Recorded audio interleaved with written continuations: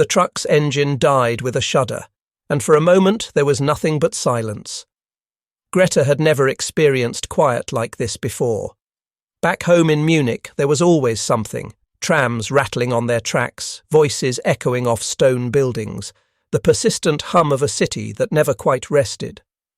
But here in the Arizona desert, sound seemed to evaporate the instant it was made, swallowed by heat and space and sky so blue it hurt to look at. She was 22 years old, and she was certain she would not see 23. The tailgate dropped with a crash that made her flinch. Greta climbed down carefully, her boots hitting packed earth that radiated warmth even through the leather. Her wrists ached where the ropes had been, red marks circling the bone like bracelets. She lifted her hand to shield her eyes from sunlight so fierce it seemed angry, seemed personal, and she thought about her grandmother's hands gripping her face at the railway station months ago. Those fingers had been cold and hard, pressing into her cheeks until it hurt. The old woman's voice had been just as hard. "They will destroy you. They will make you beg. Don't give them the satisfaction. Die like a German." Greta had believed her. Why wouldn't she? Everything she'd been taught since childhood pointed to the same truth. The Americans were monsters who would torture prisoners for sport, who would laugh while you starved, who took pleasure in humiliation and degradation. The propaganda films had shown it clearly. Enemy soldiers with cruel faces, always sneering, always violent. She'd prepared herself for that, had steeled herself against it during the long journey in the transport truck, repeating the same phrases over and over. "I will not break. I will not beg. I will die with honor." Behind her, the other women were climbing down too, 12 of them in total, pulled from different capture points and funneled through different processing stations, but all ending up here in this place called Camp Florence. There was Anna Schultz, barely 19, who still had baby fat in her cheeks and cried at night when she thought no one could hear. Liesel Weber, 38 and harder than Winterstone, who'd worked in one of those administrative positions no one talked about directly.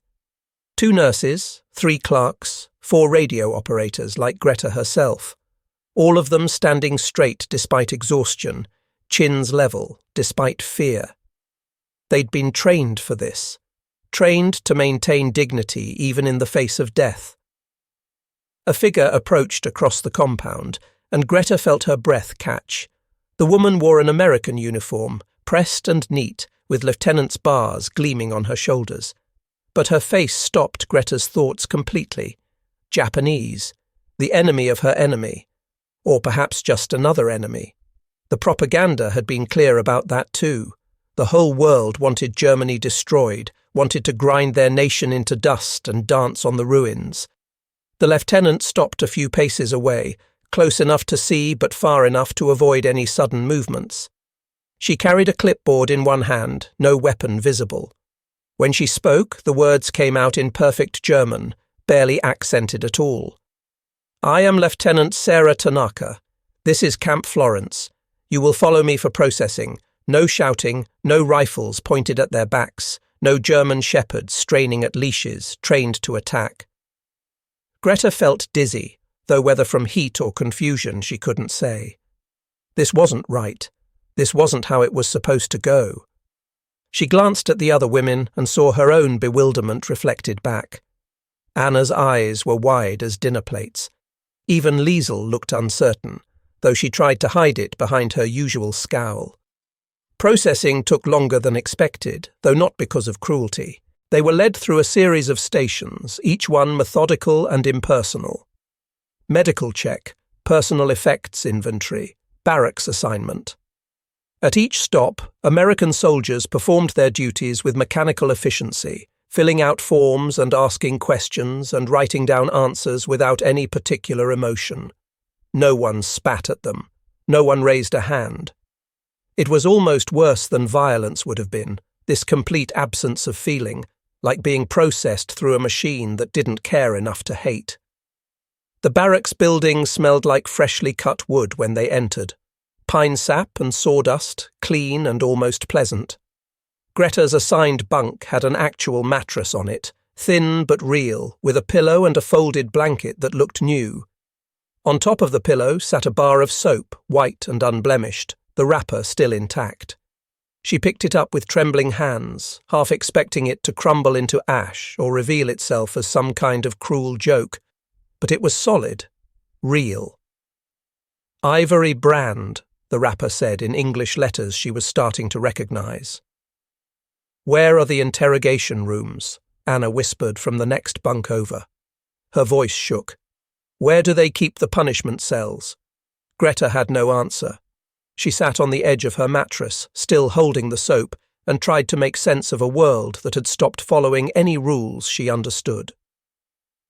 The dinner bell rang at 6 o'clock exactly, a loud clanging that echoed across the compound. The women filed toward the mess hall in silence, each one preparing for the worst. Greta's grandmother had described prison rations in vivid detail: mouldy bread, rotten vegetables, water that tasted like rust. "You'll be grateful for garbage," the old woman had said. "You'll fight each other for scraps like dogs." But when Greta stepped through the mess hall doors, the smell that hit her made her knees buckle. Roasted meat. She knew that smell, remembered it from before the war got bad, from Sunday dinners when her father still had work and money could still buy things. The aroma was rich and heavy, mixing with yeast and butter and coffee. Real coffee, not the acorn substitute they'd been drinking for years. The serving line moved forward. Greta clutched her tin tray and watched in disbelief as the mess sergeant, a broad-shouldered man with an easy smile, piled food onto each prisoner's plate without hesitation. He said something in English she didn't understand, his tone friendly, almost jovial. Then it was her turn. The beef roast was thick, at least half an inch, cooked until the centre showed pink. Mashed potatoes sat beside it in a perfect white mound with butter melting down the sides in golden rivulets. Green beans, bright and glistening. A roll that was still warm when she touched it, steam rising from the tear in the crust. And peaches, canned peaches in heavy syrup that caught the light like amber. "This is what American prisoners eat," Greta breathed out in German, the words barely audible over the noise of the mess hall. A hand slapped the fork from her grip before she could lift it. The metal clattered against the floor, ringing like a bell. Liesl stood beside her now, face contorted with fury and something else, something that looked almost like fear. "Don't touch it," Liesl hissed. "Can't you see what they're doing? It's poison. Has to be.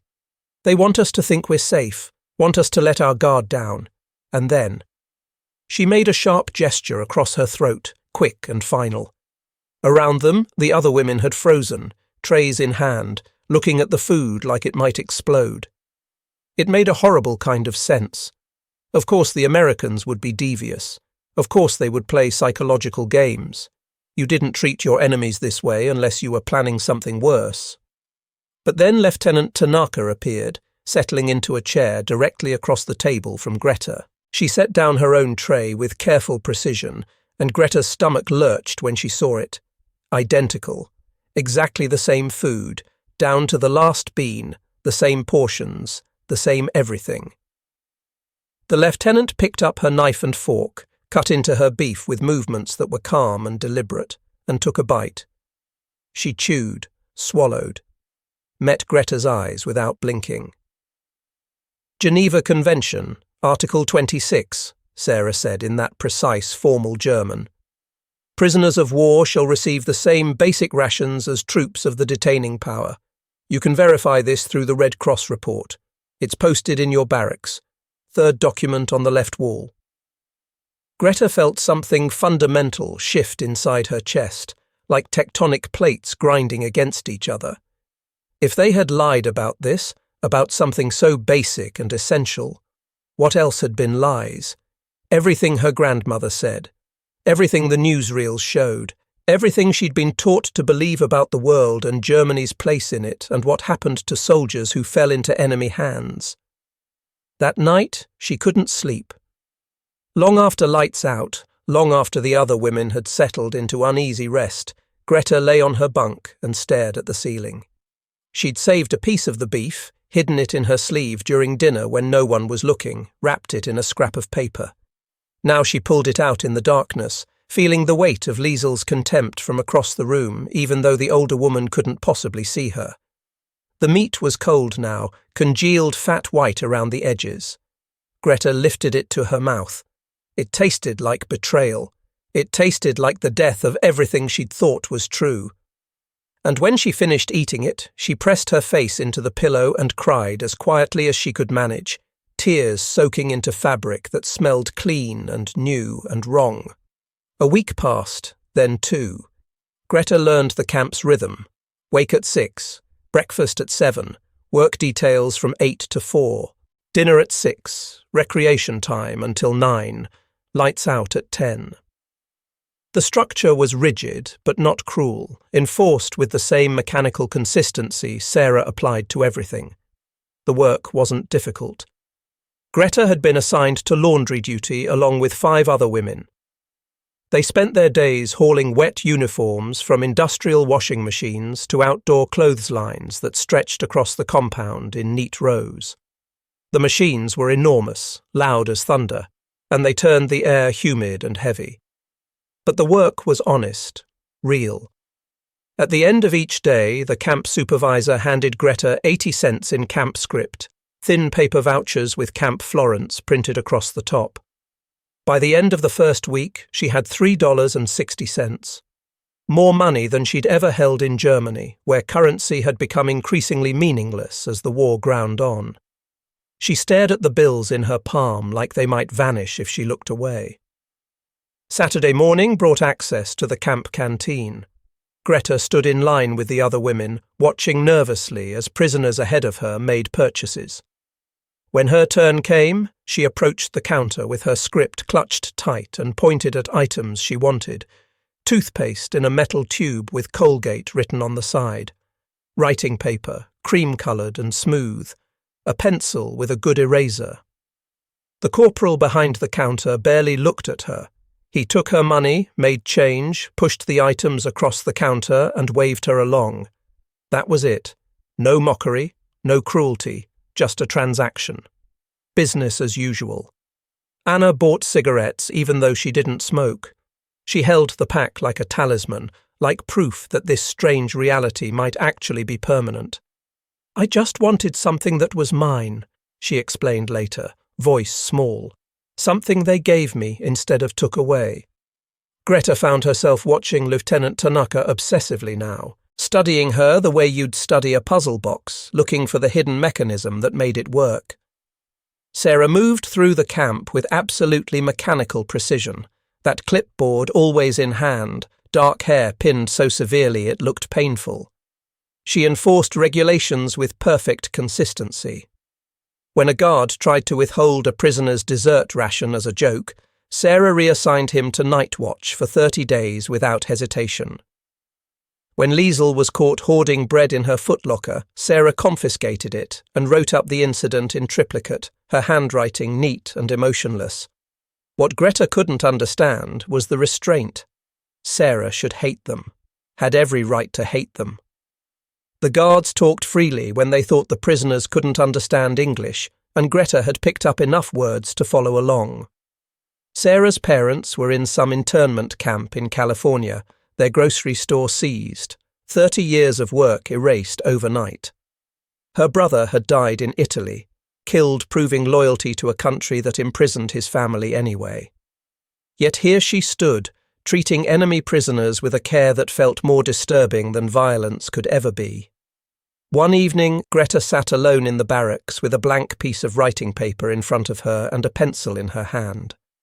The other women had gone to watch a film screening in the recreation hall, something about American soldiers being heroes, propaganda in reverse. She couldn't make herself go, couldn't make herself do anything but sit and stare at the empty page. "Trouble writing?" Sarah asked from the doorway. Her German was always formal, grammatically perfect, but strangely old-fashioned, like she'd learned it from textbooks rather than conversation. Greta looked up, startled. She hadn't heard the lieutenant enter. "I don't know what to say," to my family. If they're even. She couldn't finish the sentence, couldn't voice the fear that had been growing in her chest since the day she was captured. The truth is usually a good start, Sarah offered. The truth. Greta felt something bitter rise in her throat.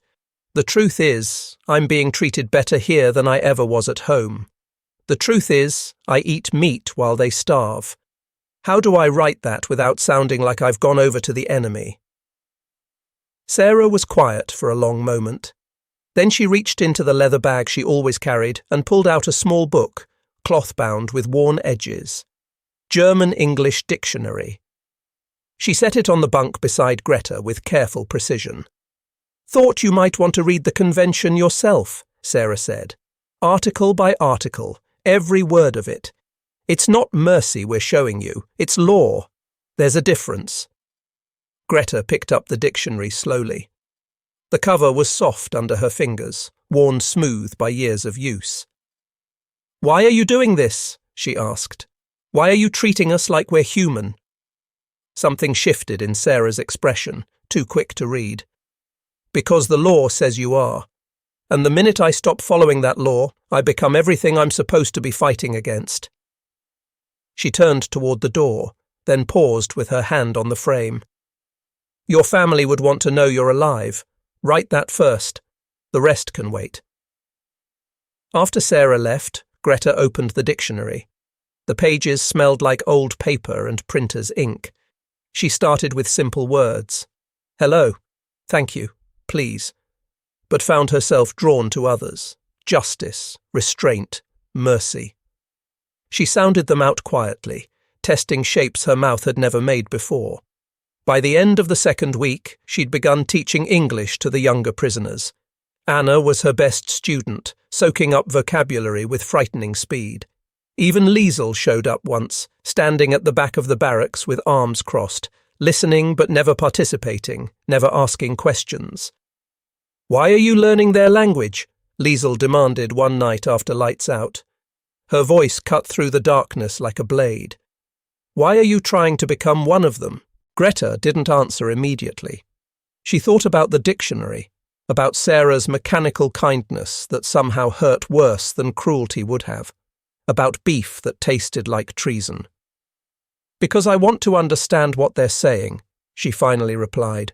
When they tell us why they do what they do, there is no why. Liesel's voice was hard. There's only survival until we can go home.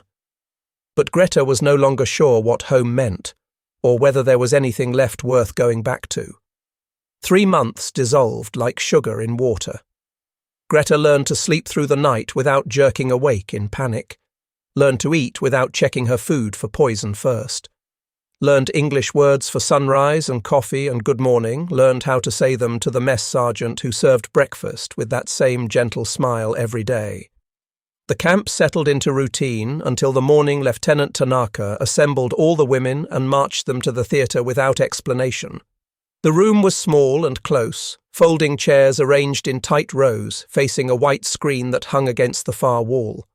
A projector sat in the back, already loaded and humming. Sarah stood at the front of the room. Her face looked like it had been carved from stone, all emotion scrubbed away. V-Day was 2 weeks ago, she said in German. Her voice carried no inflection whatsoever. The war in Europe is over. Germany has surrendered unconditionally. A few of the women gasped. Others went very still. Greta felt nothing at all, just a strange numbness spreading through her chest. What you're about to see, Sarah continued, are newsreels from the Allied liberation of concentration camps. You will watch all of it. There will be no leaving the room early. These are facts. This is what was done in your country's name. The lights went down. The projector clicked to life. Bergen-Belsen appeared on the screen first. Greta had thought she understood horror, had thought she'd prepared herself for whatever they might show. But nothing could have prepared her for this. Mountains of bodies stacked like firewood, skeletal limbs jutting at impossible angles. Living prisoners who looked like animated corpses, skin stretched so tight over bone you could see the skull underneath. British soldiers wearing masks against the smell, using bulldozers to push the dead into mass graves because there were too many for individual burial. Then Dachau appeared, then Buchenwald, then Auschwitz. Camp after camp after camp, each one worse than the last. The camera lingered on details: a child's shoe, a pile of eyeglasses, mountains of human hair shaved from the dead. Greta made it 15 minutes before she had to run. She stumbled up the aisle with her hand clamped over her mouth, barely making it through the side door before her stomach emptied violently onto the desert sand. She retched until there was nothing left, then kept retching anyway, her body trying to expel something that couldn't be vomited away. She didn't hear Sarah approach, didn't know the lieutenant was there until her shadow fell across the ground. "Did you know?" Sarah asked quietly. Greta wiped her mouth with shaking hands. "Number." The word came out hoarse, barely recognizable as her own voice. "I didn't know. We didn't know. I was just a radio operator. I just transmitted coordinates and messages and supply requests. I never saw anything like that. I never." "But you should have asked," Sarah said. It wasn't a question. "Yes." Greta's voice broke. "I should have wondered why they needed so many trains, so many camps, so many resources devoted to moving people. I should have questioned orders, should have looked harder, should have refused." The excuses died in her throat. What could one radio operator have done? What difference would a single refusal have made? But she'd never even tried, had never even thought to try. Sarah was silent for a very long time. When she finally spoke, her voice had lost its mechanical quality. "My parents lost their grocery store in San Francisco. Everything they built over 30 years, gone in a week when the evacuation orders came. My brother enlisted to prove we were real Americans, loyal, patriotic. He died at Anzio with an American bullet in his chest and an American flag on his coffin." She looked up at the stars beginning to emerge in the darkening sky. "I wanted to hate every single one of you. Wanted you to suffer the way my family suffered, the way those people in the camps suffered. Wanted to make you feel what it's like to lose everything." Greta couldn't breathe, couldn't move. "But the law said you're human," Sarah continued. "The Geneva Convention said you get the same food I eat, the same medical care, the same basic dignity. So I had to act like it was true even when I didn't feel it, even when every part of me wanted to." She stopped, swallowed hard. "Restraint isn't kindness. It's the only thing standing between civilization and that." She gestured back toward the theatre, where the projector was still running, still showing horrors that would never stop haunting them. Greta wanted to apologize, wanted to explain or beg forgiveness or offer something that might begin to balance the scales. But what apology could possibly be big enough? What words existed in any language for this kind of guilt? 2 weeks later, someone found an old upright piano in storage, and the women organized a concert in the recreation hall. Sarah played badly, hitting wrong notes and laughing at her own mistakes in a way Greta had never heard before. The German women sang folk songs their grandmothers had taught them, nothing political, just music about mountains and rivers and the changing seasons. Even Liesel softened that night. She pulled out photographs of her children from the lining of her jacket where she'd hidden them and passed them around with trembling hands. 2 boys, maybe 8 and 10 years old, grinning at the camera. "I don't know if they're alive," she whispered. "I don't know anything." For one strange hour, they weren't prisoners and guards, just women trying to remember what it felt like to be human. That night, Greta wrote another letter home. She'd written dozens by now, all of them unanswered, all of them disappearing into the void of a destroyed postal system. She folded the paper with care and addressed it in her neatest handwriting. "I am safe. They treat us well. I hope you are alive to read this." She never expected a reply. 3 days later, the Red Cross envelope arrived. It was too thin. Greta knew that immediately, could feel the absence of weight between her fingers. Red Cross letterhead across the top, Official stamps. Her hands shook as she tore it open. The words swam on the page. She had to read them 3 times before they stopped being just letters and became meaning. Her mother and younger brother were dead, killed in the February firebombing of Dresden. Her father was missing, last seen in the chaos of the Soviet advance, presumed dead. Her grandmother had hanged herself in the garden shed 2 days after the surrender, unable to face the destruction of everything she'd believed in. Chose death over dishonor, the letter said, as though that made it noble instead of tragic. Greta folded the letter with mechanical precision, creasing each edge exactly, her hands moving on autopilot while her mind tried to process what she'd just learned. While she'd been here eating beef and learning English and singing folk songs with the enemy, her family had been dying. While she'd been safe and fed and treated like a human being, her grandmother had tied a rope around her own neck. At dinner that night, the mess sergeant noticed. He approached her table with concern, creasing his broad face, speaking in English she now understood. "You need to eat something, miss. Please, just a few bites." She stared at the steak on her plate. It might as well have been made of ash. Liesl cornered her in the barracks after lights out.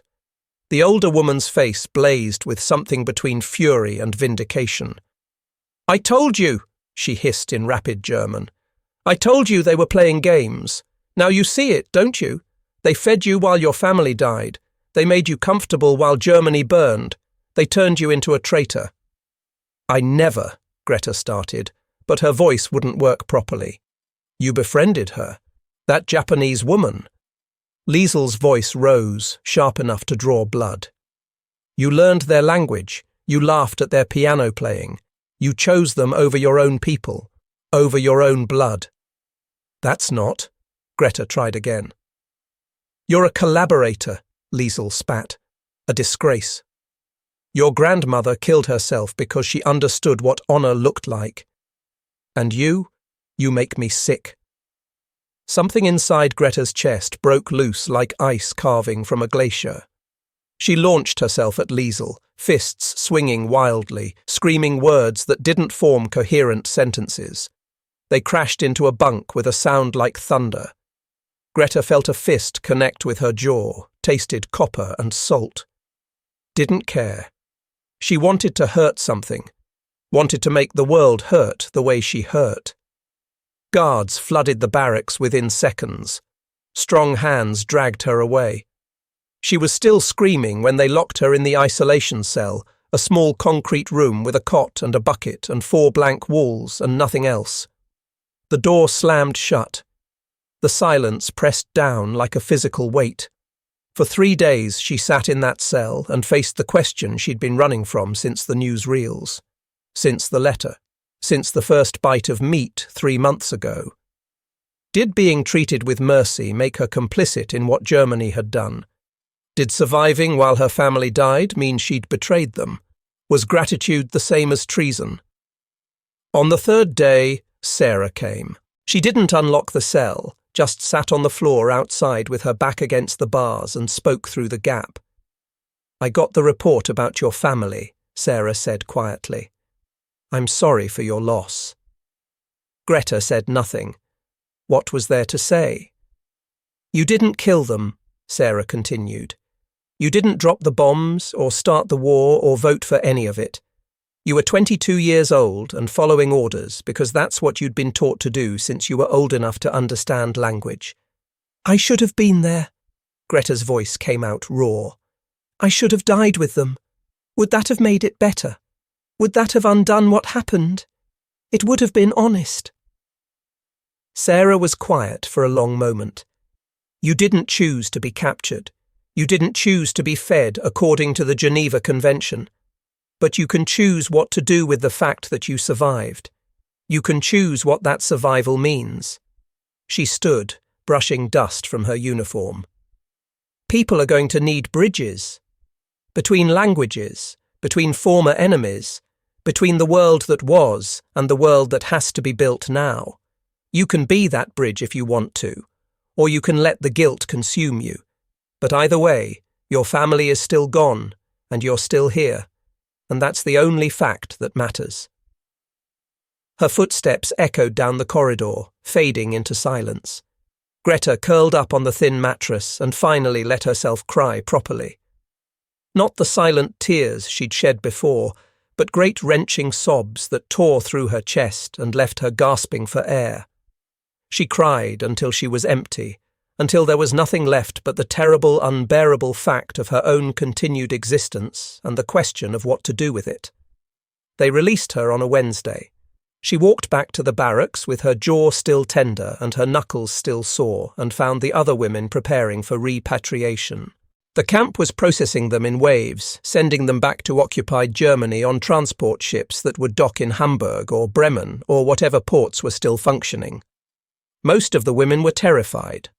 Anna sat on her bunk, clutching a single photograph of her family home, now just rubble, crying silently. "There's nothing to go back to," she whispered. "No house, no family, no jobs, no future, just ruins and starvation and occupation soldiers who hate us." She looked up at Greta with red-rimmed eyes. "At least here we're human. At least here we have beds and food and nobody hurts us." Liesel stood by the window, arms crossed, staring out at the desert. "We should have stayed prisoners," she said bitterly. "It's the only safe place left for us now." Greta felt hollow, scooped out. She had no family to return to, no home, no identity beyond the lies she'd been taught and the mercy she still couldn't fully accept or understand.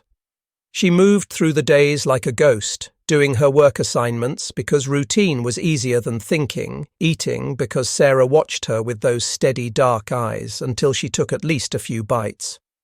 A week after her release from isolation, Sarah found her in the laundry room and handed her an envelope. "Red Cross needs a translator," she said without preamble. "German refugee in Tucson looking for her daughter. Lost track of her somewhere between Munich and the Swiss border in the chaos. I told them you might be able to help."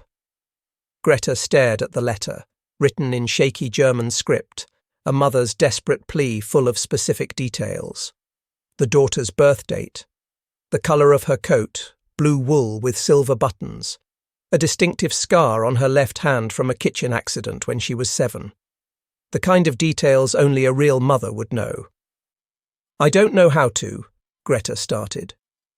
"You read German," Sarah interrupted. "You read English now. You understand how bureaucratic systems work.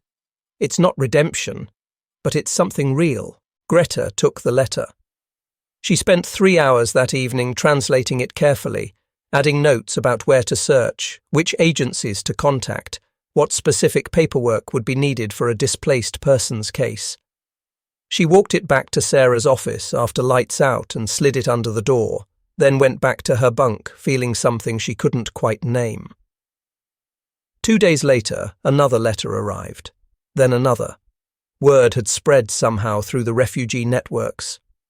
There was a German prisoner at Camp Florence who could help with missing persons cases, who understood both languages, who could navigate the bureaucratic maze that separated families.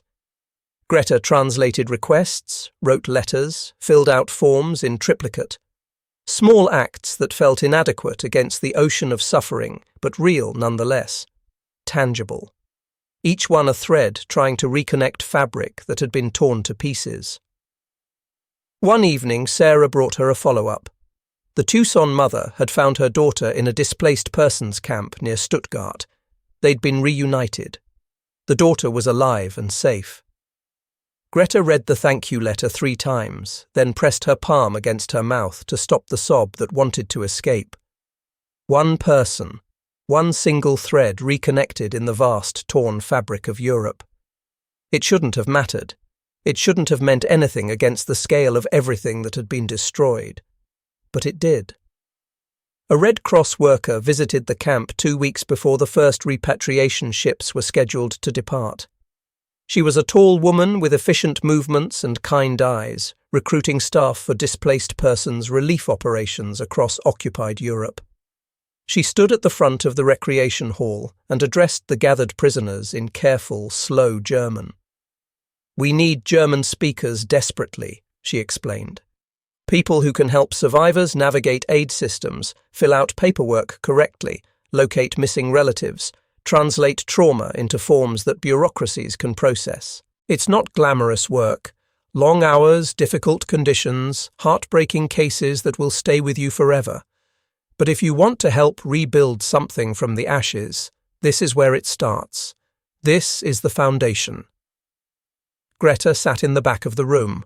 Sarah stood against the wall nearby, clipboard in hand, as always. Their eyes met across the space. Sarah nodded once, barely perceptible, and Greta felt something shift in her chest. That night she pulled out the German-English dictionary and found the word she needed: purpose.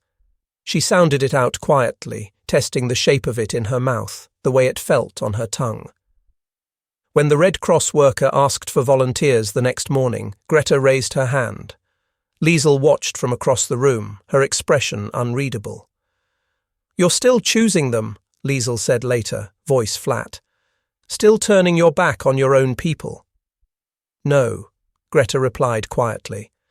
"I'm choosing the people who need help. And that includes my own people. That includes everyone who's suffering, everyone who's lost, everyone who's trying to find their way back to something that might be called a life." The day before the first repatriation ship was scheduled to leave, all the women were asked to sign statements about their treatment for Red Cross documentation. Official records. Evidence that the Geneva Convention had been followed. Liesl refused, still clinging to her belief that everything had been theatre, psychological manipulation, elaborate warfare conducted through kindness instead of cruelty. But Greta sat at the table with a pen in her hand and wrote in careful English, each word deliberate and chosen with precision. "I came to this place expecting cruelty. I was given proper food. I expected savagery. I was given law. I do not fully understand mercy, but I witnessed it here. I will spend whatever remains of my life learning how to pass that mercy forward to others." She signed her name at the bottom, her handwriting steady now, and slid the paper across to Sarah. The lieutenant read it without any visible expression, then looked up and held Greta's gaze for a long moment. "Good luck," Sarah said simply. Just those two words. Nothing more.